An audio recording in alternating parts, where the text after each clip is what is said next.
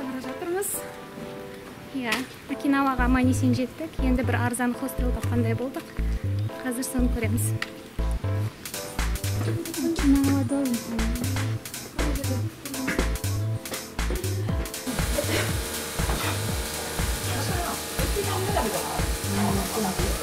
Біз қазір Рюкю стиліндегі кішкентай дәмханада отырмыз.